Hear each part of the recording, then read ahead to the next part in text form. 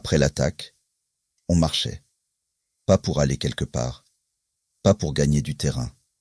On marchait pour tenir debout, pour que le sang continue de circuler, pour respirer encore un peu. Quand t'es au fond de la tranchée, quand la peur te serre la poitrine, le mouvement, c'est la vie. S'arrêter trop longtemps, c'était dangereux.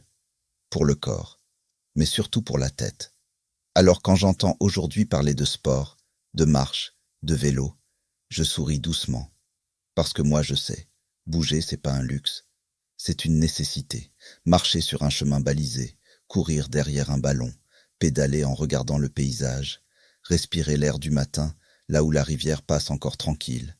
Ça peut sembler banal, mais c'est exactement comme ça qu'un territoire respire. Un village qui ne bouge plus, c'est un village qui se fige. Les corps se fatiguent, les jeunes s'en vont, les anciens s'isolent.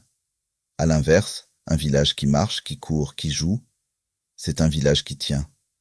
Le sport, c'est pas seulement des équipements, c'est la jeunesse qui reste, c'est l'envie de revenir, c'est le rendez-vous du dimanche, c'est le gamin qui découvre qu'il est plus fort qu'il ne croyait. Et le tourisme? Ah, le tourisme, c'est autre chose que des visiteurs de passage. C'est notre patrimoine qui vit, nos chemins racontés, nos paysages partagés, nos histoires transmises. Quand quelqu'un vient marcher ici, il ne vient pas consommer un décor. Il vient respirer avec nous.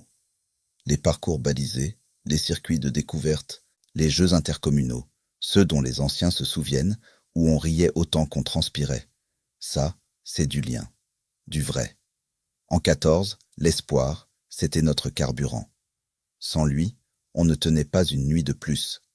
Aujourd'hui, l'espoir, il passe aussi par là. Par un territoire qui bouge, qui accueille, qui fait place au corps autant qu'à l'esprit. Faire du sport ensemble, découvrir ensemble, inviter les autres à venir voir ce qu'on est. Pas pour faire joli, mais pour rester vivant. Moi, Albert, le poilu de Bélabre, je le dis simplement, un village qui respire, c'est un village qui ne renonce pas. Et tant qu'on marchera ici, tant qu'on jouera, tant qu'on rira sur les chemins, alors oui, l'espoir aura encore de l'air. Et ça, c'est pas dans les villes qu'on vous l'apprendra.